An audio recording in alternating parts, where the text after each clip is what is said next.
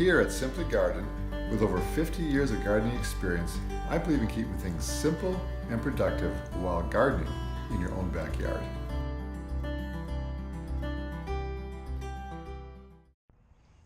Well, it's a nice mild afternoon here up in southern New Hampshire, zone 5, and it's gotten to be time now to go ahead and thin out my red raspberries. These raspberries actually create two crops. The first major crop that it does, I call it the first crop, is the new growth that comes in and produces a nice healthy crop more from middle end of August right till frost, and then these canes get left over. I'll cut back the not so nice looking ones, and these will be cut back, thinned out, and produce something again in July. Then also we have new growth coming up here, which eventually will cut that back.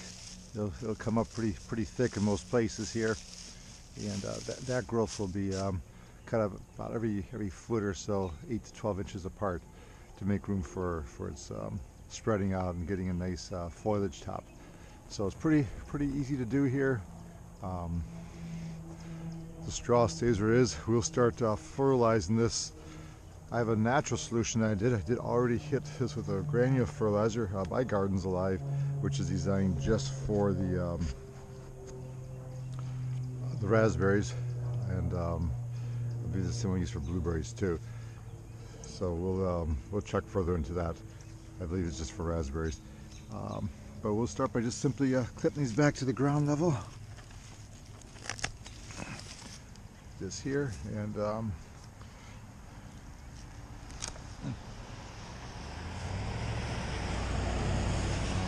we will just go right down here, and it doesn't take very long just to kind of do a minor thinning out.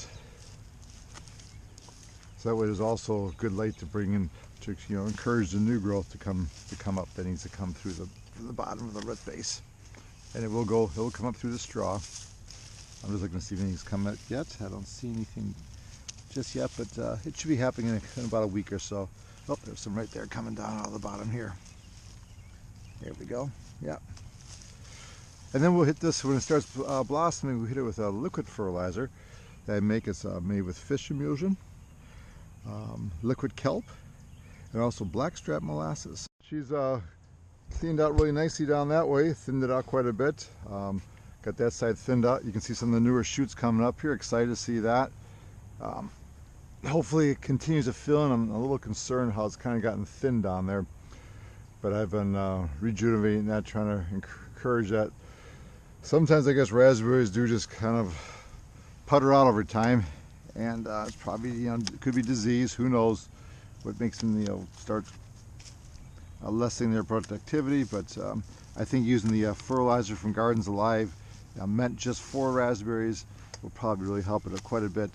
And then I continue with my natural treatment as the berries start rolling along here. I also have irrigation in here. Irrigation hose running through, so we can get the really dry spells. I'll run that for a little while. I don't run it all the time, because with the straw it does keep it pretty moist underneath. And the idea is also keep weeds down. I will admit I was not being as astute keeping the weeds out. They kind of started taking over. The grass on the sides started coming in. That's an ongoing battle, having grass around the edge of things, but that could also have been choking out some of the growth on these here. So once again, just kind of come along here, take out the more thicker ones that are kind of dyed on top. I want to leave about a good, foot and a half space between each taller cane that's sitting out here, so we keep a nice lot of area for the new growth to come up for the late summer, early fall harvest.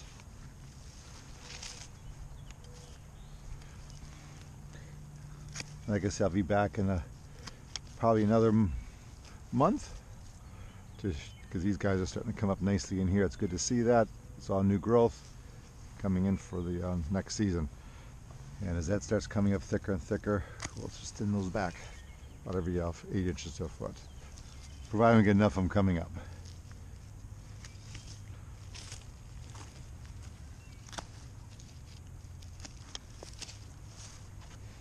And I just come back later on, you just cut this up with a mower or take it, and you're supposed to burn your raspberry canes, keep on disease, so I'll pile them all together and do that in a couple of weeks once they die back and get more shriveled up.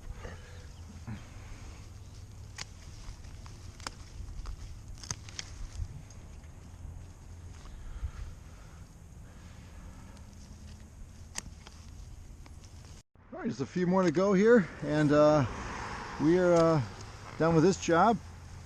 I've always enjoyed thinning out the raspberries because it just makes you kind of feel hopeful for another season, and what's going to be coming along for you shortly as they start growing and doing their thing. It's all part of the gardening process, I guess. There we go.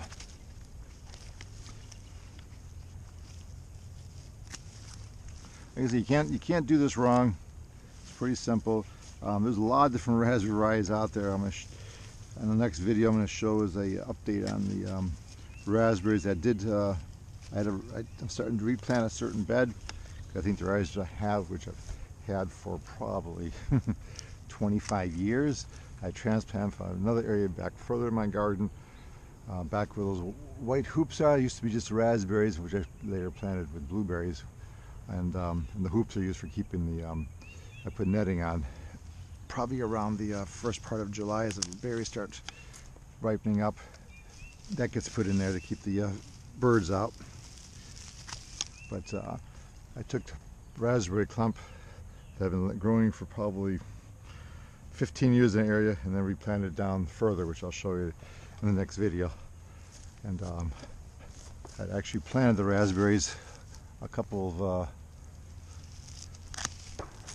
probably about a month and a half ago, and we'll just give you an update on that in a moment. But we're almost done here, and I hope you've enjoyed watching the thinning of raspberries and how simple this is to do.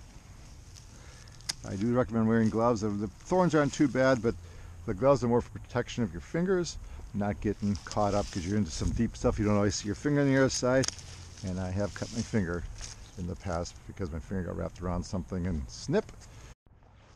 Well, I just wrapped up thinning out a bunch of raspberries here, and to make room for the new growth coming up. But what I really want to show you is what we've planted a couple, probably the first part of, I'm sorry, it was the last part of March. And there's another bed of raspberries I have here that's been kind of petering out. Just want to give you a quick update of how this went. The first two they sent me, there was still snow on the ground. I had to shovel the snow back, and they didn't do too well. Just starting to get a little bit of growth there. This one did not make it at all. So just take a look there. You can see it start to come out here. And let's check the next couple ones here. Let's see, this raspberries here are starting to kind of peter out.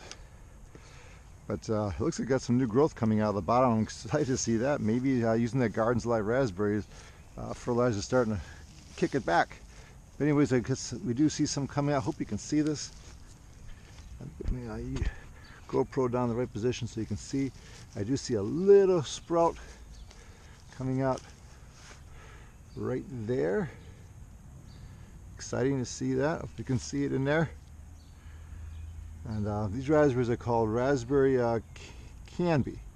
I believe I bought these through Gurney, or I think it was Gurney. And here's some more right here. Make sure I got it viewed right for you. I'm sorry for the fingers. I'm trying to make sure I got my. There we go. So right there.